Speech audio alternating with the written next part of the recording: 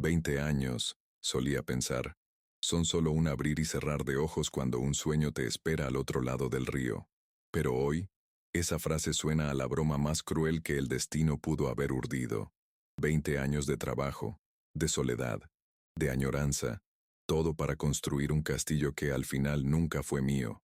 Un castillo cuyo rey era otro hombre, durmiendo en mi cama, abrazando a mi esposa. La imagen de ellos riendo, despreocupados, mientras mi mundo se derrumbaba en silencio en la puerta, es una herida que no sé si sanará alguna vez. Es la prueba de que el sacrificio más noble puede ser solo el preludio de la humillación más profunda. Me llamo Javier, tengo 62 años, y nunca imaginé que la recompensa por dedicar mi vida a construir un futuro para mi familia sería encontrarlos construyendo sus propias vidas sobre las ruinas de mi dignidad. Llegué a Querétaro esta mañana, regresando a casa después de 2 décadas de trabajo en la construcción en Chicago, creyendo que finalmente comenzaría a vivir. Lo irónico es que, de hecho, una vida comenzó a terminar en ese preciso instante. Lo que vi en esa habitación no fue solo una traición a la carne, fue la demolición de cada ladrillo de esperanza, cada rayo de confianza que había puesto con mis propias manos callosas. La casa era imponente, tal como Leticia la había descrito durante nuestras largas llamadas nocturnas, una fortaleza de cristal y hormigón blanco, enclavada en una urbanización cerrada, donde el silencio solo se interrumpía con el sonido de los sistemas de riego. Al acercarse el taxi, sentí el corazón latir con fuerza, una mezcla de cansancio por el viaje y la euforia de un sueño a punto de hacerse realidad. Llevé regalos, maletas llenas de pequeñas victorias y la alegría acumulada durante 20 años de espera. Cada detalle de la fachada, desde el jardín meticulosamente cuidado hasta la piscina turquesa, era un testimonio de mi sudor, un monumento a mi amor y a mi ausencia. Ese domingo soleado debería haber sido el primer día del resto de mi vida. El cielo sobre Querétaro era de un azul claro, un marcado contraste con el cielo gris de Chicago que había dejado atrás. Durante el vuelo, ensayé el momento en que la vería. Imaginé su sonrisa, su abrazo, sus lágrimas de alegría. Planeé una sorpresa, que llegara sin avisar, para hacer el reencuentro aún más cinematográfico. Sin embargo, la realidad preparó un guión diferente, un drama de terror psicológico, en el que yo era el protagonista, desprevenido, caminando a ciegas hacia el epicentro de mi propia destrucción emocional y existencial. Al entrar, el frío mármol bajo mis pies fue la primera señal de que algo andaba mal. La casa era lujosa pero impersonal. Parecía una sala de exposición de muebles caros, decorada para impresionar a desconocidos, no para recibir a un marido. Cada objeto, cada cuadro en la pared, parecía haber sido elegido por alguien a quien ya no conocía. Era la encarnación de un éxito ajeno a mí, un castillo, que había construido pero en el que nunca me habían invitado a vivir. Empezó a instalarse una sensación de alienación, una amarga premonición de que era una intrusa en mi propia casa, un fantasma que visitaba un futuro que no me incluía. Llamé a Leticia. Mi voz resonó en el vacío de la sala de estar de doble altura. El silencio que me respondió fue pesado, denso. Sobre la mesa de centro de cristal había 2 copas de vino, una con una marca de lápiz labial rojo. Junto a ellas, un blazer de hombres que definitivamente no era mío. Pequeños detalles, fragmentos de una verdad que mi mente se negaba a reconstruir. Empecé a caminar por la casa, sintiendo el peso de cada paso, como si mis zapatos estuvieran llenos de plomo. La normalidad que anhelaba había desaparecido, reemplazada por una quietud tensa y ominosa, la calma antes de la tormenta más violenta. Decidí subir a nuestra habitación, el santuario que había imaginado durante incontables noches solitarias en Chicago. La escalera de caracol parecía interminable, cada paso un paso más cerca del abismo. Recuerdos de nuestras conversaciones sobre esa habitación me asaltaron.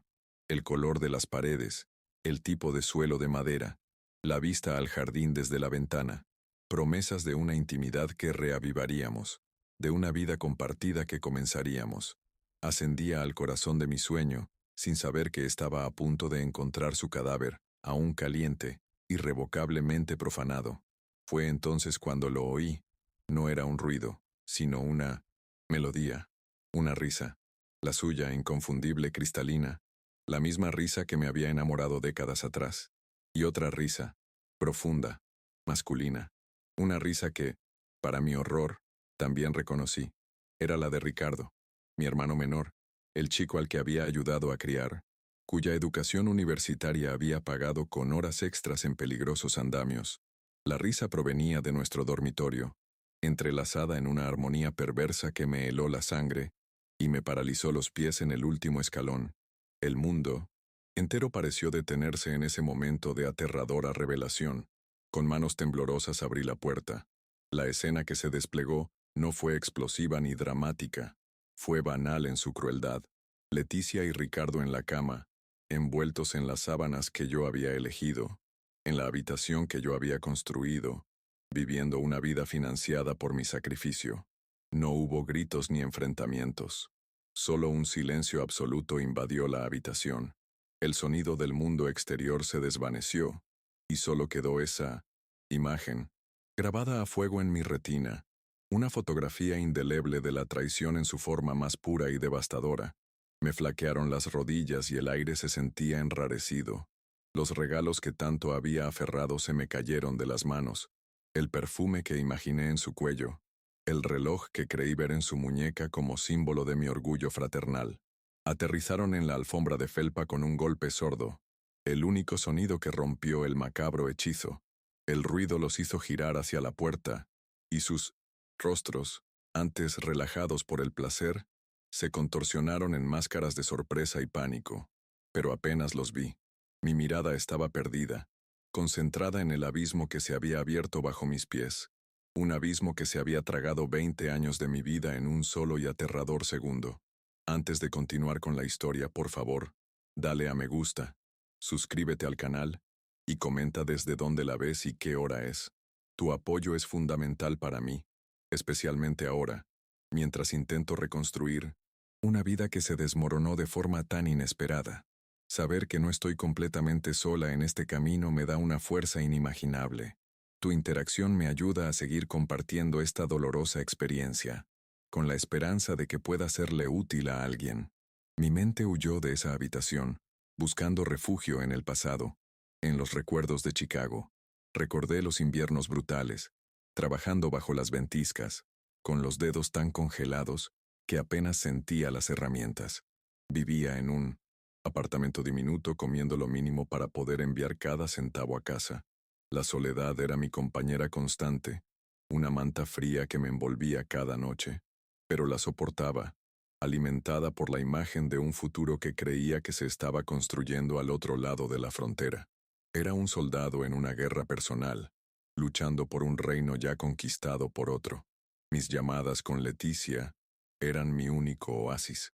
Su voz al otro lado de la línea era la promesa de que todo valdría la pena. Me describía con entusiasmo el progreso de la construcción, las elecciones decorativas, sus planes para cuando regresara. Estamos construyendo nuestro nido, mi amor, decía, y yo le creía. Creía cada palabra, cada suspiro de añoranza. Era la arquitecta y financista de un sueño, sin saber que me excluían deliberadamente de los planes finales, relegada al papel de una patrocinadora distante cuya única función era mantener el flujo constante e incuestionable de dinero. Y Ricardo, mi hermano, recordé cuando era niño, cómo lo protegía en las peleas callejeras. Recordé haber vendido mi primer auto, una vieja camioneta que amaba, para ayudarle a pagar su universidad. Quería ser arquitecto, y yo estaba orgulloso de él. Cuando se graduó, le envié dinero para que abriera su propio estudio. Era la personificación de la esperanza de nuestra familia, la prueba de que nuestro apellido podía significar más que un trabajo manual. Lo veía no solo como un hermano, sino como un hijo, un legado. Su traición fue, en cierto modo, incluso más dolorosa que la de ella. El sueño que me impulsaba era simple, casi ingenuo. Me imaginaba un domingo por la tarde, sentado en una mecedora en el porche de aquella casa en Querétaro. Leticia estaría a mi lado, sirviendo limonada. El sonido de la risa de nuestros nietos corriendo por el césped llenaría el aire. Era una visión de paz, de satisfacción, de pertenencia, una vida tranquila, calentada por el sol mexicano y el amor familiar. Esta imagen era mi combustible, el espejismo que me llevó a través del desierto de 20 años de trabajo duro y soledad. Un espejismo que se desmoronó en cuanto abrí aquella puerta. Mientras me sacrificaba en Chicago, ellos vivían la vida que soñé para nosotros. Leticia se convirtió en una figura prominente de la sociedad local, la esposa del retornado exitoso. Ricardo, con su estudio de arquitectura financiado por mí, se movía en los mismos círculos. Organizaban fiestas en mi casa, brindaban con mi dinero, dormían en mi cama. Construían una fachada de respetabilidad sobre los cimientos podridos de sus mentiras. Yo era el fantasma benéfico, el nombre susurrado con admiración y lástima, el hombre allá afuera que hacía fortuna mientras ellos lo disfrutaban todo aquí. Para mis vecinos y la comunidad, yo era una leyenda, un mito, el hombre que se fue pobre y regresó rico. La casa era mi seña de identidad, un símbolo de poder y éxito. Vieron la riqueza material, la opulencia, pero no tenían idea del coste humano que había detrás. Nadie conocía a Javier. Solo conocían la cuenta bancaria, el sueño americano, hecho realidad en suelo mexicano. Esta desconexión entre la percepción pública y mi realidad interna solo profundizó mi sensación de aislamiento, allanando el camino para el conflicto social que vendría, un juicio público en el que yo sería el acusado. Le di la espalda a la escena en el dormitorio. No hubo gritos, ni acusaciones, ni violencia. Una extraña calma me invadió. La calma, gélida de una profunda conmoción. Bajé las escaleras, atravesé la sala de estar que parecía un museo, y salí por la puerta principal. La cerré suavemente tras de mí, como si sellara una tumba. El clic de la cerradura marcó el final de la historia de mi vida tal como la conocía. Dentro, dejé atrás no solo a una esposa y un hermano, sino también la versión de mí mismo que había creído en ellos durante 2 décadas. El hombre que salió de esa casa ya no era el mismo que había entrado. Me subí a mi coche de alquiler y conduje sin rumbo. Las elegantes calles del condominio, con sus palmeras perfectamente alineadas, parecían burlarse de mí. Cada casa lujosa era un recordatorio de mi fracaso. Tenía todo el dinero del mundo, pero era el hombre más pobre de Querétaro.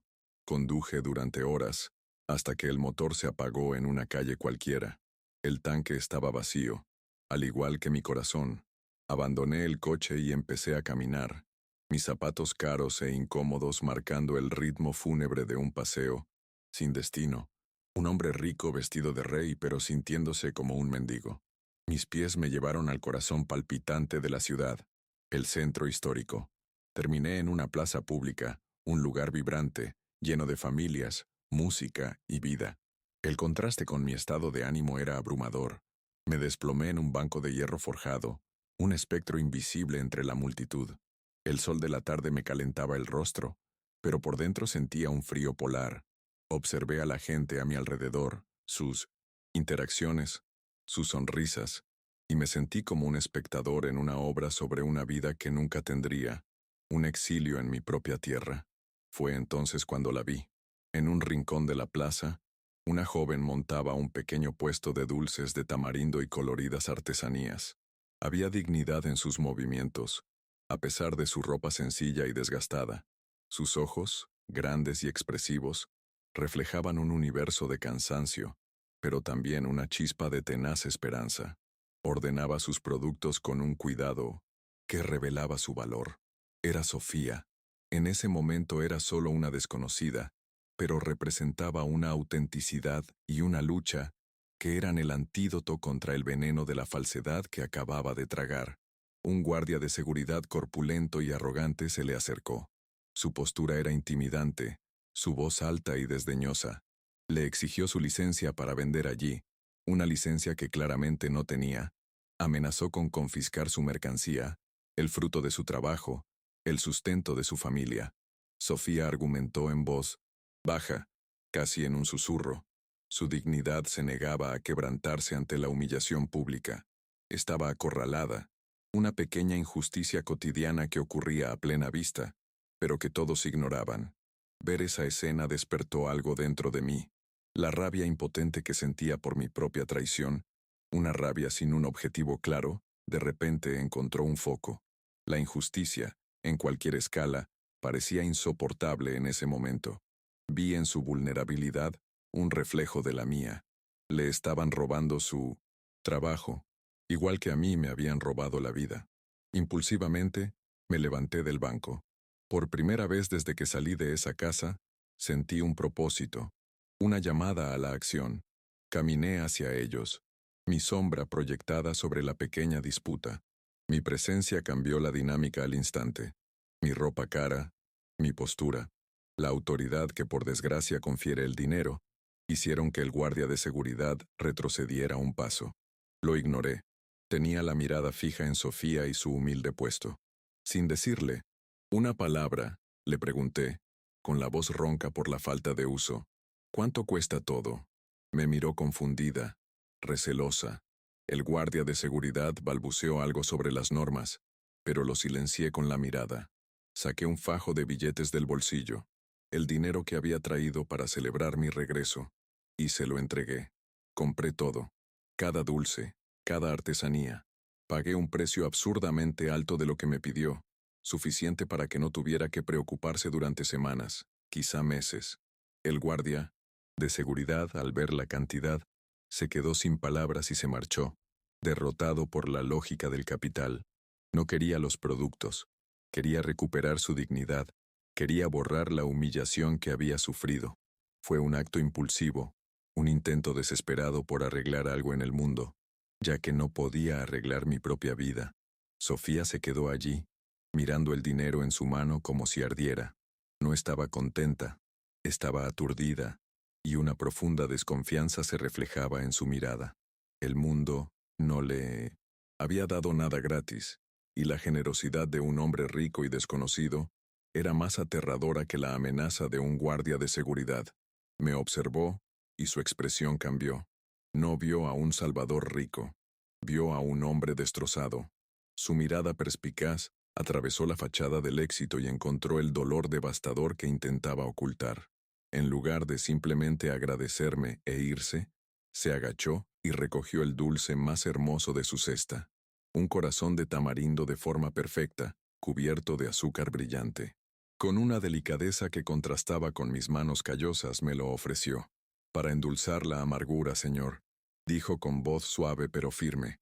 Esas sencillas palabras, pronunciadas con genuina compasión, fueron la llave que abrió las compuertas de mi dolor reprimido. Fueron las primeras palabras amables y sinceras que había escuchado en mucho tiempo. El pequeño gesto de Sofía, un acto de bondad pura y desinteresada de alguien que casi no tenía nada, rompió la barrera de hielo que se había formado alrededor de mi corazón. Las lágrimas, que se habían negado a caer en la habitación de la traición, finalmente brotaron, silenciosas, calientes, resbalaron por mi rostro, surcado por el sol y el tiempo. Acepté el dulce y, al hacerlo, sentí una conexión humana real por primera vez en años.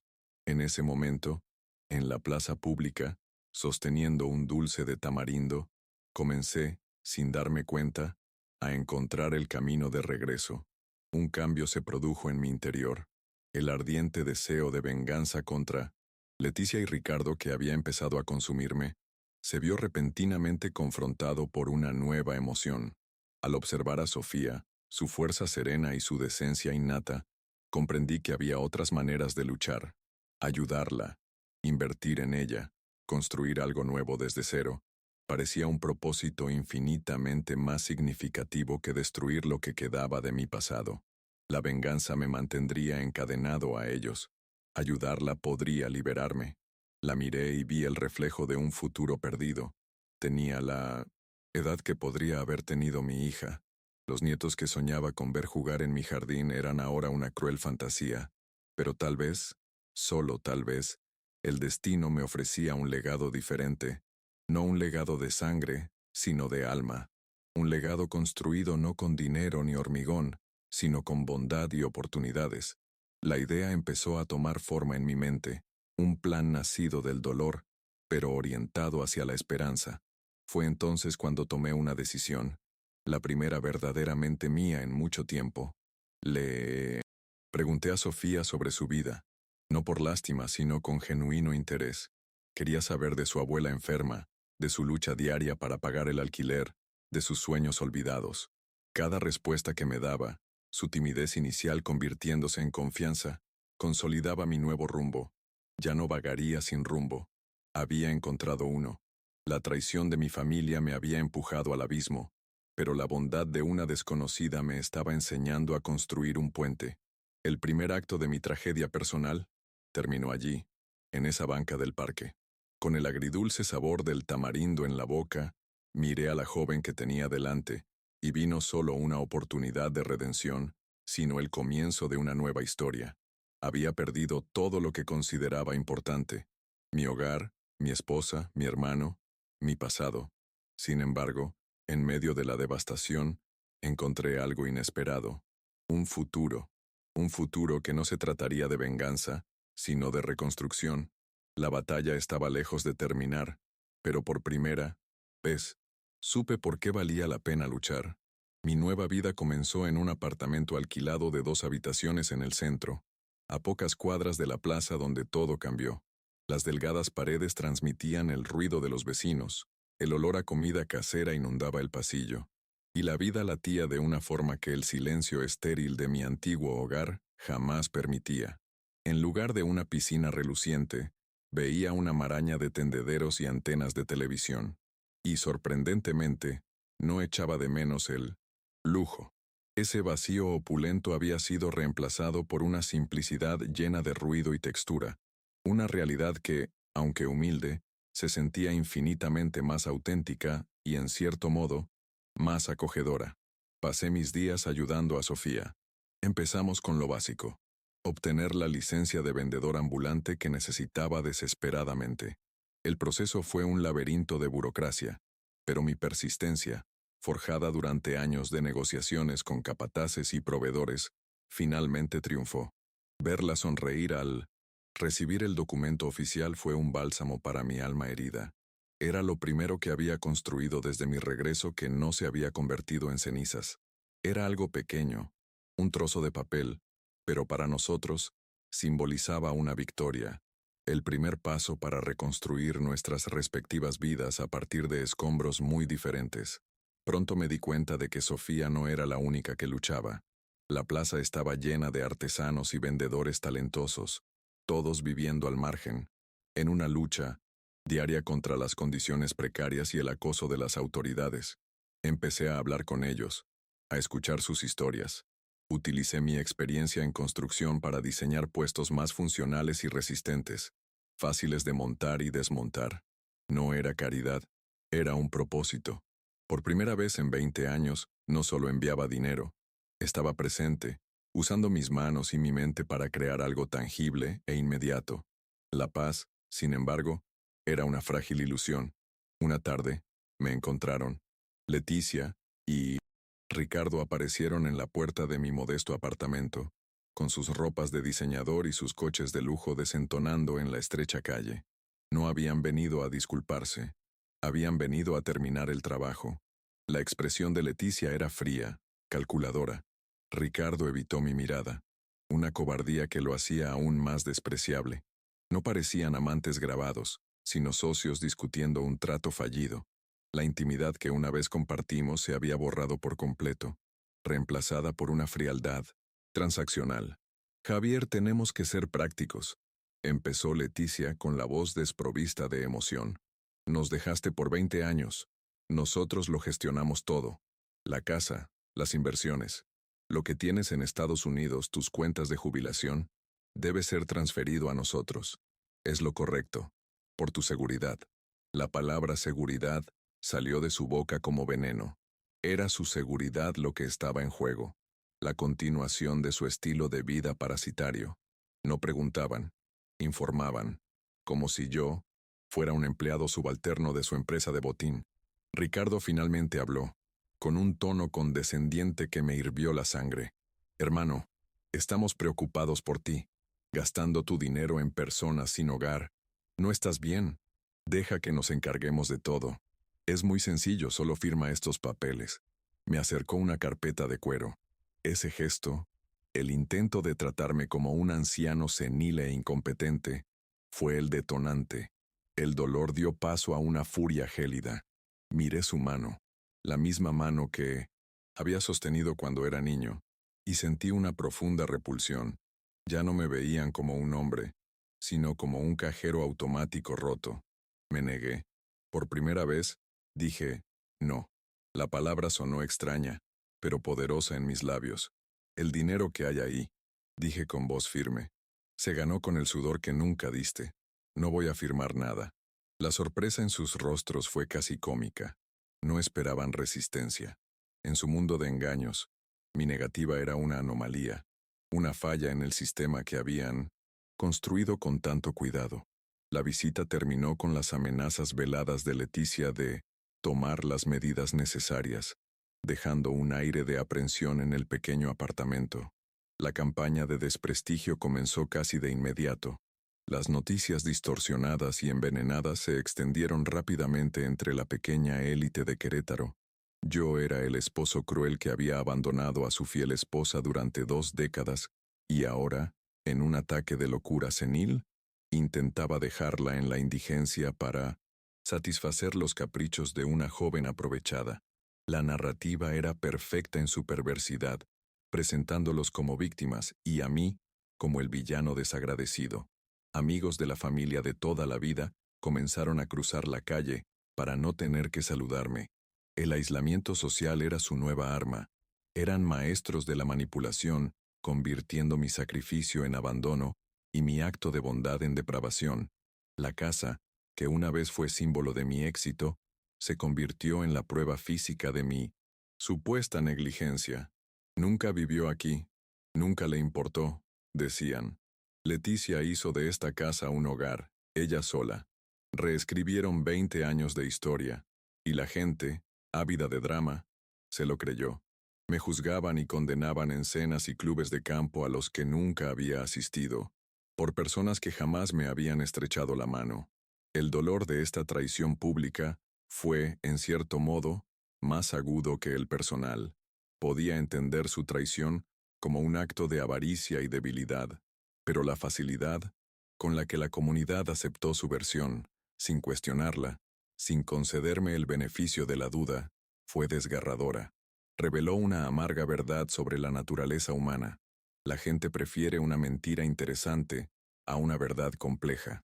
Ya no era Javier, el retornado exitoso. Era Javier, el viejo loco, el paria.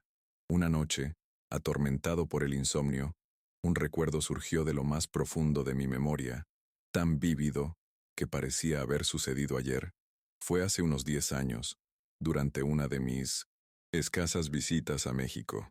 Ricardo me entregó un documento, una procuración, un poder notarial. Es solo una formalidad, hermano, dijo con esa sonrisa segura, para poder pagar a los contratistas del proyecto y resolver los trámites del terreno sin tener que molestarte en Chicago. Agilizará todo. Su explicación parecía tan lógica, tan razonable. Recuerdo la escena a la perfección. Estábamos en el porche de la vieja casa, con el sol poniéndose. Me ofreció un bolígrafo y me indicó dónde firmar. «Confío en ti, Rick», dije, y firmé sin leer la letra pequeña. Ese acto de confianza ciega, nacido del amor fraternal, había sido la herramienta de mi propio saqueo. El recuerdo no me llegó con rabia, sino con una profunda náusea, un reconocimiento de mi propia ingenuidad. No habían empezado a engañarme cuando regresé. Me habían estado despojando metódicamente durante una década o más. Ese recuerdo fue la clave. Desde ese momento, dejé de quejarme y empecé a actuar. Al día siguiente, fui al registro de la propiedad. Tras horas de espera y tratos con funcionarios indiferentes, recibí la confirmación que mi corazón ya conocía. La magnífica casa en Querétaro no estaba a mi nombre. Estaba registrada única y exclusivamente a nombre de Leticia. El poder notarial que había firmado era amplio, sin restricciones, y les otorgaba control total sobre mis asuntos en México. Con mi propia pluma, Les había entregado el cuchillo con el que me apuñalaron. Mi investigación continuó en el banco. Allen, gerente, un hombre que me había tratado con servilismo al llegar, apenas podía mirarme a los ojos. Las cuentas conjuntas que había mantenido con Leticia, en las que había depositado religiosamente una parte sustancial de mi salario durante 20 años, estaban prácticamente vacías. Grandes retiros, transferencias a cuentas a nombre de Ricardo, inversiones en empresas fantasma. Era un rastro de saqueo sistemático y meticuloso. No solo me habían traicionado emocionalmente, sino que me habían desangrado financieramente. La magnitud del engaño fue abrumadora. Cada dólar que ahorré, cada hora extra que trabajé, cada sacrificio que hice, no se destinó a construir nuestro futuro, sino a financiar su doble vida. La rabia que sentí no se parecía a nada que hubiera experimentado antes. Era una furia fría y precisa que no exigía venganza, sino justicia. El hombre emocional y destrozado estaba dando paso a un luchador. Habían subestimado mi resiliencia, confundiendo mi bondad con debilidad, y ese sería su mayor error. Mientras mi mundo personal se llenaba de inminentes batallas legales, mi trabajo en la plaza se convirtió en mi refugio y mi fuerza. El proyecto de los nuevos puestos estaba casi terminado. Usé lo que me quedaba de dinero para comprar materiales de alta calidad. El puesto de Sofía fue el primero en construirse. Era una pequeña obra de arte, funcional, hermosa, con un toldo que la protegía del sol y la lluvia. Verla preparar sus dulces en la nueva estructura, con renovado orgullo en la mirada, me dio una satisfacción que ninguna mansión podría jamás brindar. Sin embargo, mi creciente cercanía con Sofía y su comunidad no fue bien recibida por todos. Su abuela, una mujer mayor y desconfiada, marcada por una vida de penurias, me miraba con recelo. «Nadie da nada gratis en este mundo, hija mía», la oí decirle a Sofía. «Los ricos como él siempre quieren algo a cambio. Ten cuidado». Sus palabras, aunque nacidas de su instinto protector, me hirieron. La campaña de desprestigio de Leticia y Ricardo estaba dando resultado. Sus mentiras se habían infiltrado incluso en el lugar que consideraba mi santuario. Me atacaban desde dos frentes. Por un lado, la élite me condenaba por abandonar a mi familia. Por otro, la comunidad a la que intentaba ayudar, que sospechaba de mis intenciones, estaba en el limbo, un paria para los ricos y un misterio para los pobres. Sentía una profunda soledad. Parecía que, hiciera lo que hiciera, mis acciones eran constantemente malinterpretadas, distorsionadas por la sospecha y el prejuicio. La lucha no era solo contra mi hermano y mi exesposa, sino contra la percepción que el mundo tenía de mí. Ricardo me confrontó de nuevo, esta vez en la plaza, a plena luz del día. Ya no intentaba ser conciliador. Su rostro estaba tenso, su mirada dura. «Nos estás obligando a tomar medidas drásticas, Javier», susurró, en voz baja para que los demás no lo oyeran. «No estás bien de la cabeza. Todo el mundo lo ve. Estás alucinando, gastando el patrimonio familiar sin control. Un juez comprenderá nuestra postura. Solo intentamos proteger lo que queda, incluso de ti mismo». La amenaza era clara. No solo lucharían por el dinero, intentarían despojarme de mi cordura ante la ley. La idea de ser declarado mentalmente incompetente, de estar bajo la tutela de quienes me destruyeron, era una pesadilla más aterradora que la pobreza. Era la aniquilación total de mi identidad, la última táctica para borrarme de la existencia y tomar el control absoluto de todo lo que quedaba. Era el jaque mate que habían estado planeando desde el principio. Usarían cada una de mis acciones en mi contra. Mi dolor se convertiría en depresión, mi ira en inestabilidad emocional. Mi generosidad con Sofía demostraría mi incompetencia financiera y mi susceptibilidad a la manipulación. Estaban construyendo un caso, ladrillo a ladrillo, usando la verdad distorsionada como cemento. Y lo más aterrador era que, desde fuera, su historia podía parecer plausible. Un hombre mayor, abandonado, de repente actúa de forma extraña. La narrativa era insidiosa y peligrosamente convincente. La dramática ironía de la situación era abrumadora. El público, los espectadores de mi vida, conocían la verdad. Vieron la traición, sintieron el dolor, comprendieron mis motivaciones, mientras que quienes me rodeaban, la comunidad, los jueces, solo veían la superficie hábilmente pintada por mis torturadores. Esta falta de información, esta percepción injusta creaba una tensión insoportable, gritaba al vacío, y solo quienes podían ver a través de los muros de mentiras podían escuchar mi súplica silenciosa. El conflicto se había intensificado drásticamente. Comenzó con la pérdida del amor y la familia, progresó a la pérdida de posesiones materiales y estatus social, y ahora amenazaba con la pérdida de mi autonomía y libertad. Había mucho más en juego. Ya no se trataba de una casa ni de una cuenta bancaria. Se trataba de mi derecho a existir como ser humano pleno, con dignidad y autonomía. No solo querían robarme, querían quebrarme, deshumanizarme y convertirme en una nota al pie de su historia de éxito. Y el mundo que intentaba construir con Sofía también estaba en peligro. ¿Cómo podría ayudar a los demás si me consideraban incapaz de ayudarme a mí mismo? ¿Cómo podría ser un mentor, una figura paterna, si legalmente me consideraban un niño? Su amenaza no solo me afectaba a mí, se extendía a todos los que habían empezado a confiar en mí, poniendo en peligro la semilla de esperanza que había plantado en esa plaza. Me asaltó el recuerdo de mi difunta madre. Hijo mío, solía decir, la fuerza de un hombre no se mide por las pocas veces que cae, sino por las veces que se levanta. Sus palabras, que antes parecían un cliché lejano, ahora resonaban con una profunda urgencia. Había caído. Me habían empujado al fondo del pozo. La pregunta ahora era si aún tenía fuerzas para levantarme de nuevo, quizás por última vez. El segundo acto de mi vida en Querétaro llegaba a su oscuro clímax. Estaba rodeado, vulnerable, con mis defensas casi agotadas. Leticia y Ricardo habían jugado sus cartas más fuertes, y yo estaba peligrosamente cerca de perder la partida. La indignación moral que sentía era un fuego que me consumía, pero la duda y el miedo eran agua fría que amenazaba con extinguirla. El héroe de mi propia historia se sentía cada vez más como una víctima indefensa. El golpe de gracia llegó una tarde lluviosa. Un mensajero, en motocicleta, se detuvo frente a mi edificio. Me entregó un sobre oficial con el sello del tribunal. Me temblaban las manos al abrirlo. La humedad de la lluvia se mezclaba con el sudor frío de mi frente.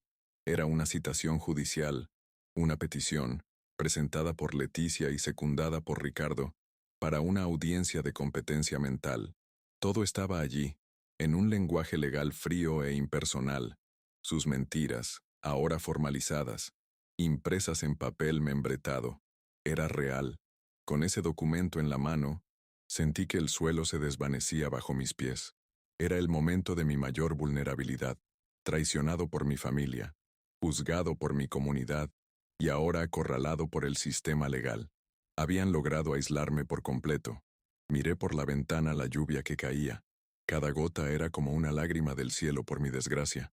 El segundo acto terminó allí, no con una explosión, sino con el silencio aplastante de un trozo de papel que tenía el poder de robarme el alma. La esperanza era un lujo que ya no sabía que podía permitirme. Sentía el sobre del tribunal en mis manos como si pesara una tonelada. Cada letra impresa en el documento era como un clavo que se clavaba en mi ataúd.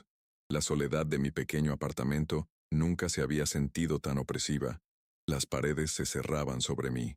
Por primera vez la idea de rendirme, de simplemente firmar lo que querían y desaparecer, parecía tentadora. El agotamiento era más que físico. Era un cansancio del alma. Me habían empujado al borde del precipicio, y la larga caída al olvido se sentía casi como un alivio. La imagen del hombre fuerte que había cruzado la frontera 20 años antes era ahora un fantasma burlón. Pasé la noche despierto, con el documento sobre la mesa como una sentencia de muerte. Reviví cada error, cada señal que ignoré, cada momento de confianza ciega.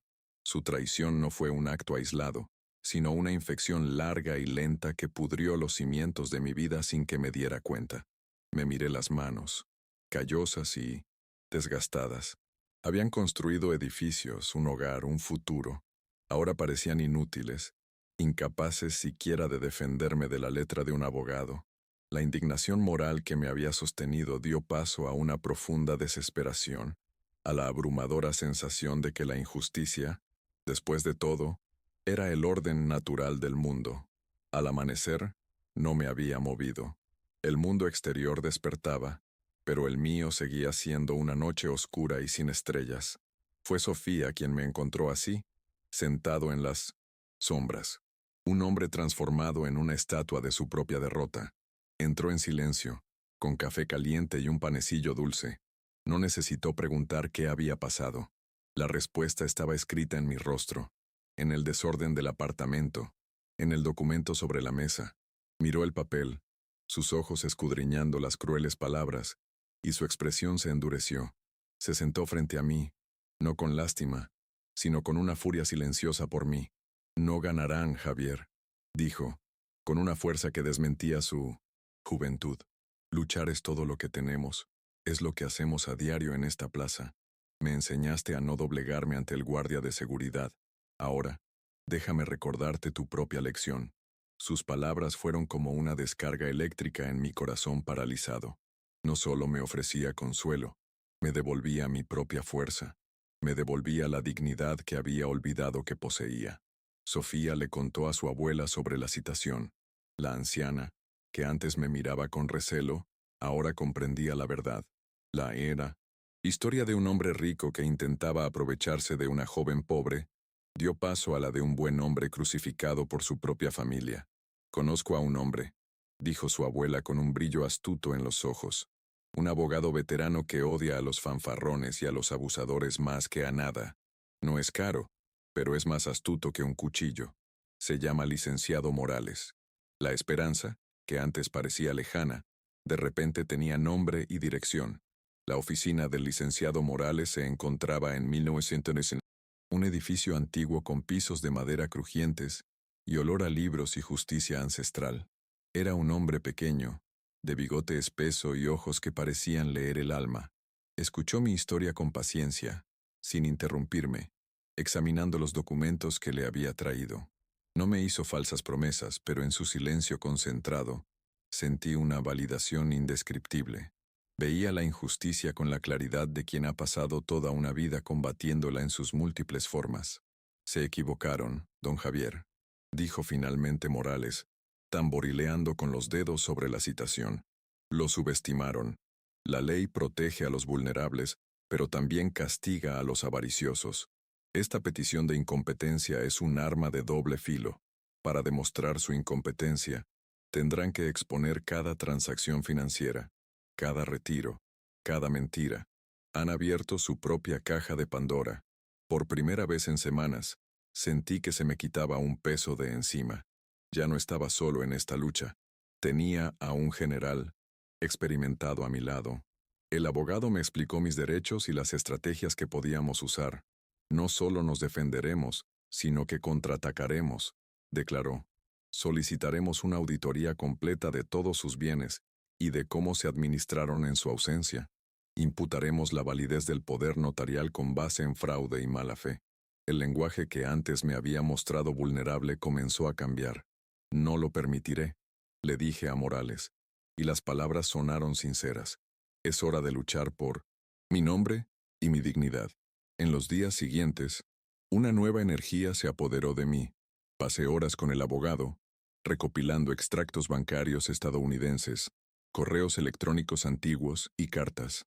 Contacté con viejos amigos y compañeros de trabajo en Chicago que podían dar fe de mi ética laboral y lucidez. Cada trozo de papel, cada recuerdo, era munición en nuestra guerra. Ya no era una víctima pasiva esperando el golpe final. Era un hombre que construía su caso, ladrillo a ladrillo, con la misma meticulosidad con la que construía edificios. El clímax no ocurrió en un tribunal, sino en la plaza pública, mi nuevo hogar. Leticia y Ricardo, quizás sintiendo que estaban perdiendo el control, decidieron una última y desesperada demostración de poder. Llegaron al puesto de Sofía, ahora floreciente y siempre lleno de clientes, el símbolo viviente de mi nueva vida. Llegaron como conquistadores, con la arrogancia de quienes creen que el mundo les pertenece, listos para la humillación pública, final, para doblegarme ante la comunidad a la que había abrazado. «Mírate, Javier», dijo Leticia en voz alta, para que todos lo oyeran, cambiando una mansión por un puesto de dulces.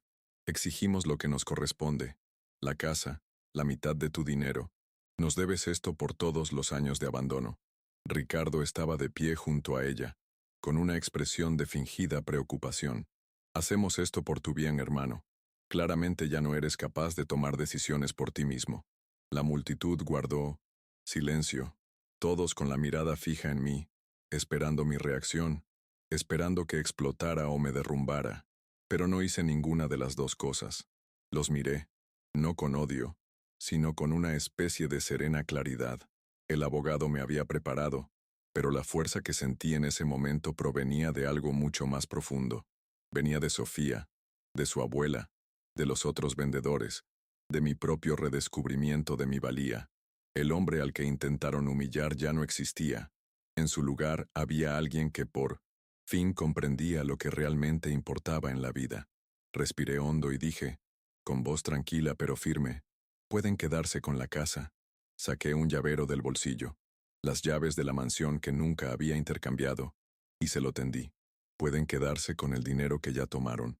Pasé 20 años construyendo muros y una cuenta bancaria, y me dejó vacío. Creen que me están robando, pero no se dan cuenta del favor que me han hecho. Me robaron una esposa y un hermano, pero al hacerlo, me devolvieron la vida».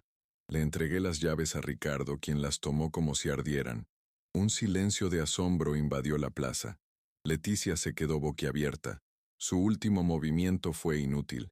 Al renunciar públicamente al símbolo material de su traición, los había desarmado por completo. Les había quitado el poder de hacerme daño, porque solo sabían medir el mundo en términos de dinero y posesiones, un idioma que ya no hablaba. Había elegido la paz en lugar de la venganza, y en esa elección encontré la victoria definitiva. Sofía, que me observaba con lágrimas en los ojos, finalmente comprendió la profundidad de mi carácter. La comunidad, que presenció mi serena dignidad ante la humillación, vio la verdad sin necesidad de que un juez la declarara. Ese día, en la plaza, gané una batalla mucho más importante que cualquier disputa legal. Recuperé mi autoestima y el respeto de quienes realmente importaban. Leticia y Ricardo se marcharon, moralmente derrotados, con sus lujosas figuras, con un aspecto patético y vacío. Ese momento fue un punto de inflexión. Con la ayuda del licenciado Morales, usé los recursos que me quedaban en Estados Unidos, no para luchar por una casa que ya no quería, sino para crear algo nuevo. Creé una pequeña fundación, un fondo de microcrédito para los vendedores ambulantes y artesanos de Querétaro. El objetivo era simple: ofrecer pequeños préstamos para que pudieran legalizar sus negocios, comprar mejores materiales y construir sus propios puestos, tal como lo había hecho con Sofía. No volví a una casa grande. Me mudé a un apartamento un poco más grande, más cerca del centro, un lugar lleno de luz, plantas y la risa de Sofía y sus amigos, que venían a visitarme a menudo. Me convertí en una figura paterna para ella y en un miembro respetado de la comunidad. Mi identidad ya no se definía por el dinero que había acumulado, sino por las oportunidades que había creado. Encontré una nueva familia, no de sangre, sino de espíritu, unida por el trabajo, el respeto mutuo y la resiliencia. La vida adquirió un propósito que el éxito material jamás podría darme. Ya no construía edificios de hormigón, sino comunidades. Cada negocio legalizado, cada familia que alcanzaba estabilidad, era un ladrillo en mi nueva construcción, una sólida, real y llena de calidez humana. Descubrí que la felicidad no se encontraba en la opulencia de una mansión, sino en la sencillez de un café compartido, la gratitud en la mirada y el sonido de una comunidad próspera. 3 años después. La escena es la inauguración del nuevo mercado comunitario El Sueño de Todos, un espacio cubierto y organizado, financiado por mi fundación. Me siento visiblemente más feliz y saludable, con el rostro marcado por la sonrisa en lugar de la preocupación. A mi lado están Sofía, ahora una joven empresaria y gerente del mercado, y su abuela, cuya salud Ha mejorado gracias a la estabilidad económica. Somos una familia, de pie, viendo cómo nuestro sueño compartido se hace realidad. Desde lejos, al otro lado de la calle, veo una figura saliendo de una casa de empeños. Es Ricardo. Está delgado, con la ropa desgastada, y su arrogancia ha dado paso a un aire de derrota. Nuestras miradas se cruzan un instante. En su mirada, veo un destello de vergüenza, arrepentimiento, quizás incluso envidia. Aparta la mirada primero, incapaz de enfrentarse al hombre al que intentó destruir. Él y Leticia, supe más tarde, habían perdido su casa y su dinero por malas inversiones, estilo de vida que ya no podían permitirse. No siento placer por su caída, ni odio alguno. Solo siento una distante indiferencia. Es un fantasma de un pasado que ya no me pertenece. Regreso a la celebración, a la gente que me rodea, al sonido de la música y las risas. Sonrío, una sonrisa genuina y profunda. La verdadera venganza no es la destrucción del enemigo, sino construir una vida tan plena y feliz que el pasado simplemente pierda su poder de conmoverte. Mi nueva vida, construida sobre las cenizas de la traición, es mi verdadera recompensa.